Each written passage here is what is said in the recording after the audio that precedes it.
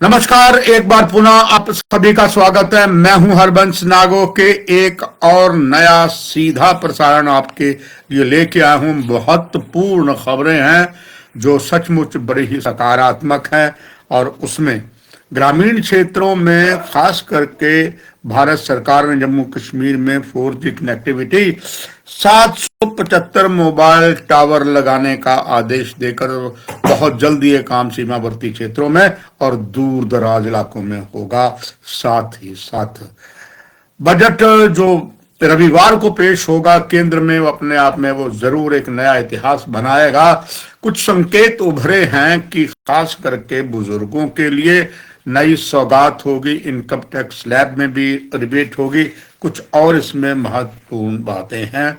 साथ ही साथ जिस तरीके से माननीय सुप्रीम कोर्ट ने एक और आदेश बेटियों के लिए दिया है जो स्कूलों में शिक्षा प्राप्त करती हैं, वो सचमुच ये प्रमाण करता है कि बार बार जब प्रजातंत्र के 3 प्रहरी जो हैं कहीं ना कहीं अपने दायित्व को निभाते हुए असहाय हो जाते हैं, विफल हो जाते हैं, तो माननीय कोर्ट आगे आता है। बेटियों के लिए एक नया एक आदेश दिया है, बहुत सुखद आदेश है।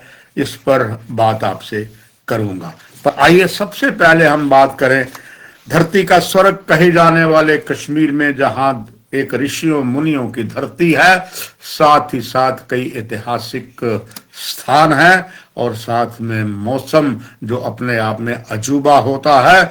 और खास करके इन दिनों कश्मीर घाटी में 40 दिवसीय चिल्ले कलां जो होता है वो आरंभ होता है। अभी भी आरंभ हुआ था, आज उसका आखिरी दिन था। चिल्ले कलां जो है वो समाप्त हो गया है और मगर अंतिम दिनों में भी अपना रंग जो है वो दिखा गया है।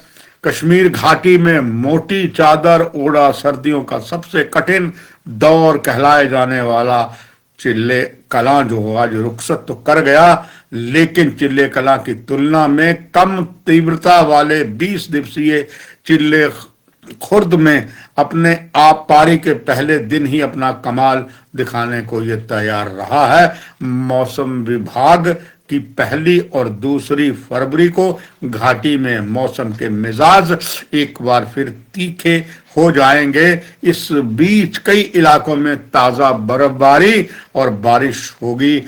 विभाग के अनुसार मौसम का ये परिवर्तन एक और पश्चिम विक्षोभ के प्रभाव को चलते हुए नजर आएगा। इसका प्रभाव 3 फरवरी तक रहेगा। विभाग अधिकारियों के अनुसार 3 फरवरी शाम को मौसम में फिर सुधार हो जाएगा।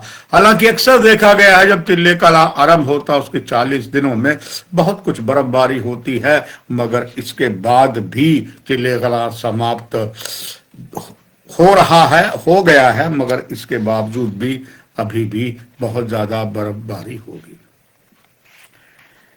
जम्मू कश्मीर से एक और बहुत सुखद खबर और है कि जम्मू कश्मीर के दूर दराज इलाकों में 4G कनेक्टिविटी के लिए 775 मोबाइल टावर स्थापित होंगे। इसकी परियोजना जो है वो सर्विसेज ऑब्लिगेशन फंड के तहत BSNL द्वारा लागू की जा रही है। मुख्य सचिव श्री अतुल डुल्लू ने 31 मार्च तक 2,269 साइटों पर काम करने के निर्देश को तेजी से करने का आदेश दिया है। इसमें 2,234 स्कूल और 1,138 प्राथमिक स्वास्थ्य केंद्रों के सभी ग्रामीण क्षेत्रों में डिजिटल से पूरा हो जाएगा और ये अपने आप में एक नया इतिहास बनेगा।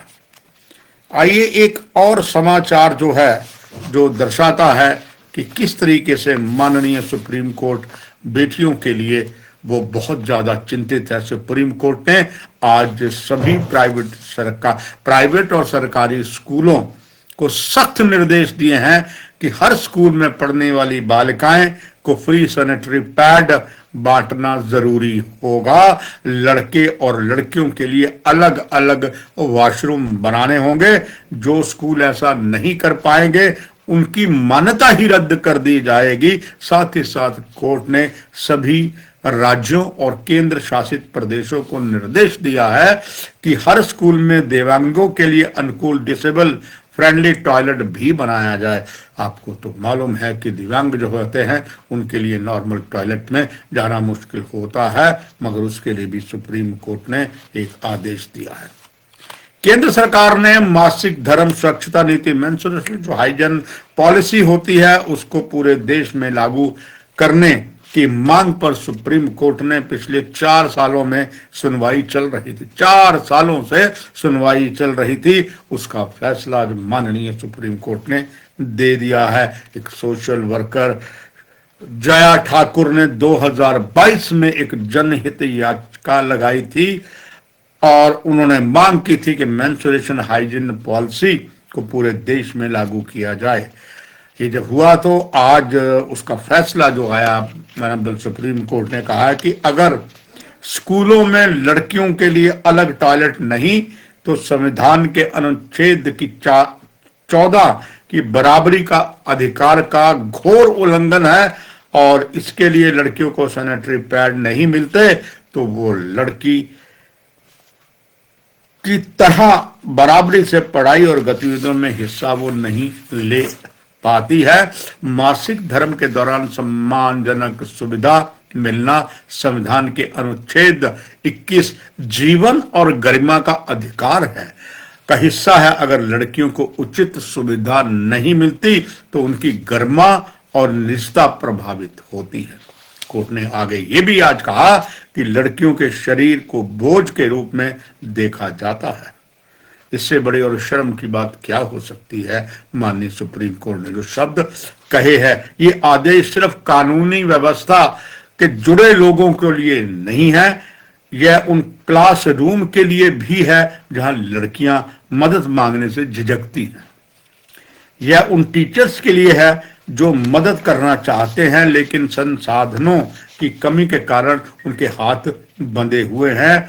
यह उन माता पिता के लिए भी है जो शायद ये नहीं समझ पाते कि चुप्पी का असर क्या पड़ता है। एक ऐतिहासिक और फैसला जो माननीय सुप्रीम कोर्ट ने दिया है, लंबे समय तक जिद्दोजहद करने के बाद ये फैसला आया है। एक बार फिर से सुप्रीम कोर्ट को ढेरों सलाम हम देते हैं। आइए अब बात करते हैं एक और इतिहास भारत सरकार बनाने जा रही है। आज शुक्रवार है, परसों रविवार है, संडे है। इस दिन बजट पेश करेंगे हमारी फाइनेंस मिनिस्टर 9वीं बार, जो अपने आप में इतिहास होगा। अजूबा ये भी होगा कि संडे को ये बजट पेश किया जा रहा है। इससे पहले आज तक भारत के इतिहास में नहीं हुआ। बहुत सी नई चीजें आ रही हैं। कुछ जानकारियां जो हमें मिली है उसके अनुसार आयुष्मान भारत अब 60 साल के ऊपर के सभी बुजुर्गों को बहुत फायदा देगा। ऐसी पूरी संभावना है कि माननीय फाइनेंस मिनिस्टर वित्त मंत्री सीतारमण ये घोषणा करेंगी। सरकारी आयुष्मान भारत योजना का दायरा बढ़ा सकती है। वर्तमान में 70 साल उम्र के बुजुर्गों को योजना का यह फायदा मिल रहा है, लेकिन अब इसको 60 साल किया जा सकता है। साथ ही साथ सालाना 5 लाख रुपए का जो मुफ्त इलाज की लिमिट को बढ़ाया जा सकता है ताकि कैंसर और हार्ट सर्जरी जैसे गंभीर बीमारियों का खर्च भी इसमें कवर हो सके। और संभावित क्या क्या घोषणाएं हो सकती हैं कुछ समाचार में, खास करके आउटलुक की अभी एक रिपोर्ट आई है। उसके मुताबिक 60 प्लस उम्र के बुजुर्गों में से 82% के पास कोई हेल्थ इंश्योरेंस है ही नहीं। और अक्सर देखा गया है अगर ये हेल्थ इंश्योरेंस लेने जाते हैं, कई कंपनियां तो 70 साल के ऊपर से करती ही नहीं है उनकी इंश्योरेंस।